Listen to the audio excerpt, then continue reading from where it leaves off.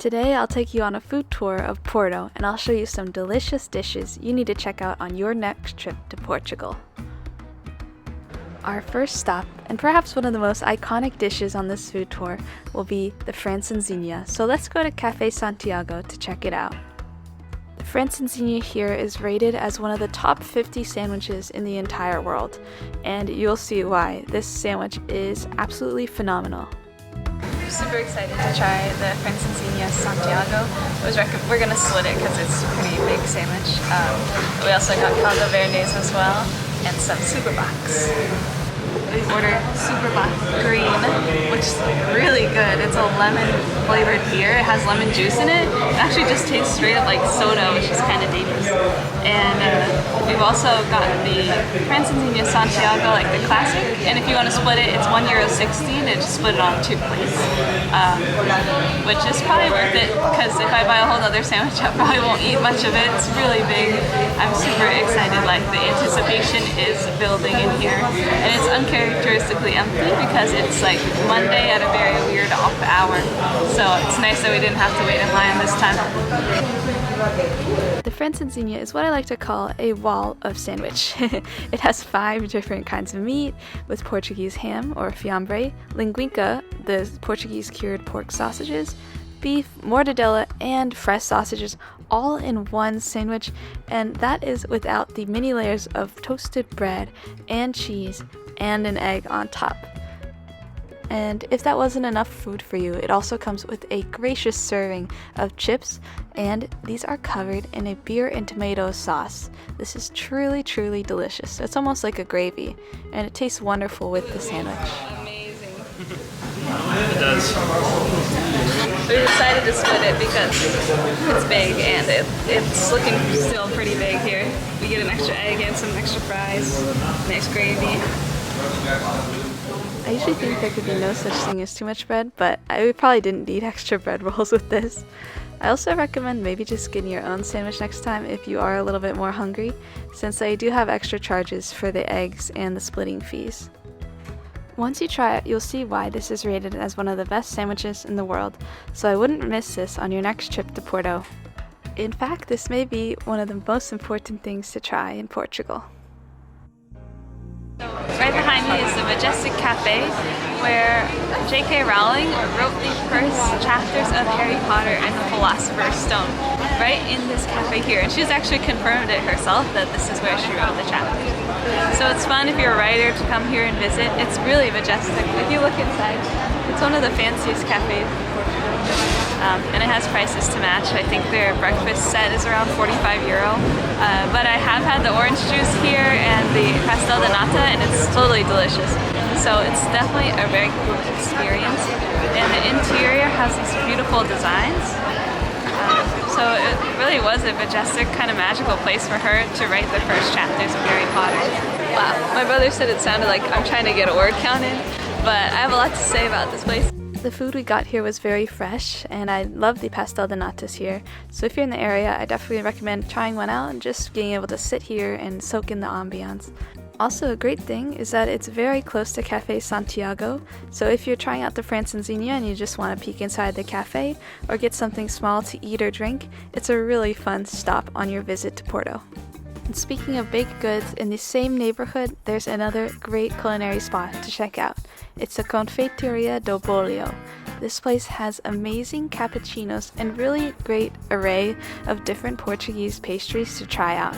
You can come here and really just get a whole assortment of breads, pastries, muffins, sandwiches, anything you're looking for.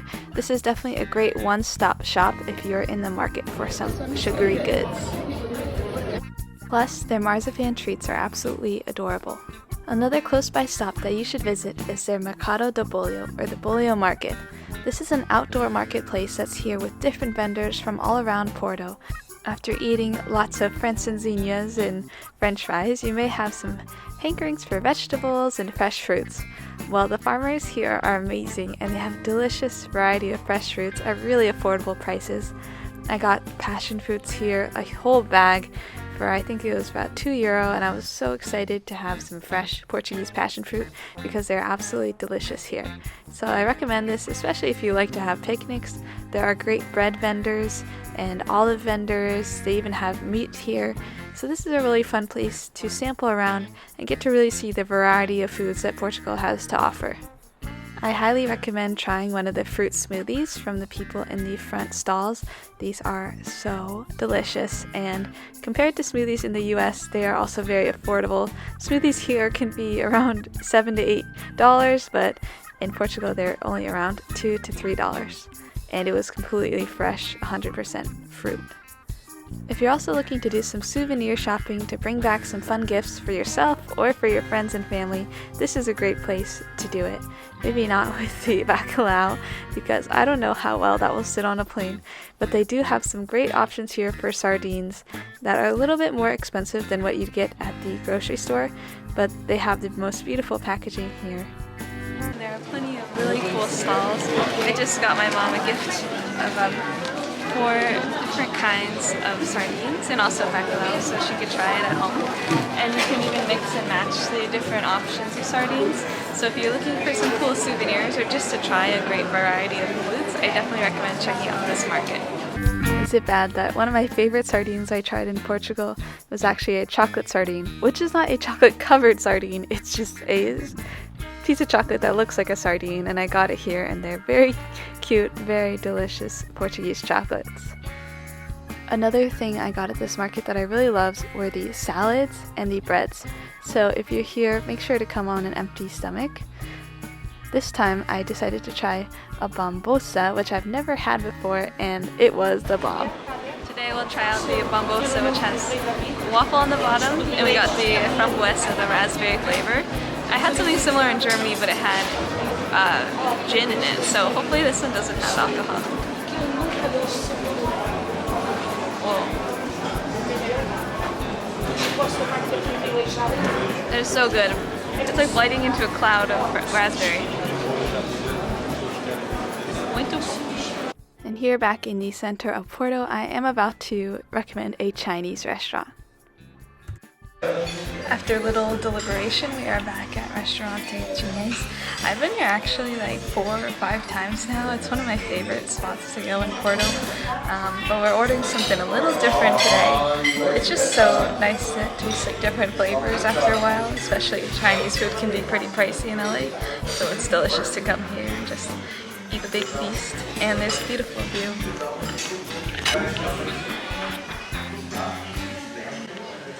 And I feel it's pretty rare to say like, oh, I'm eating Chinese food and I could see a castle in the background. At least a European castle. It's pretty funny. And it's not a castle, I think it's just a fort wall, but still it looks really cool.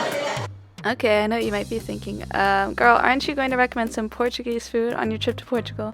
Well, I promise you I had plenty of Portuguese food for a month and I really love it, but sometimes it's great to break it up and have some really good Chinese food. So Restaurante Chinês is right on the bridge here and they have a great selection of food. I think I've been there about 4 or 5 times in total and I absolutely love it. In addition, their portions are really big and I always see locals here, so it's definitely this spot to come and check out if you're in Porto and love Chinese food and you've had a good fill of Portuguese food as well on your trip. I hope you guys enjoyed this. Afterwards, I saw some guy avatar airbending or firebending down here, and that was really cool as well. Portugal is just a wonderful travel destination, so if you have any recommendations or questions, let me know in the comments below. I have a lot more travel videos about Portugal here in this playlist, so be sure to subscribe and check them out. And thank you so much for watching. Stay sweet.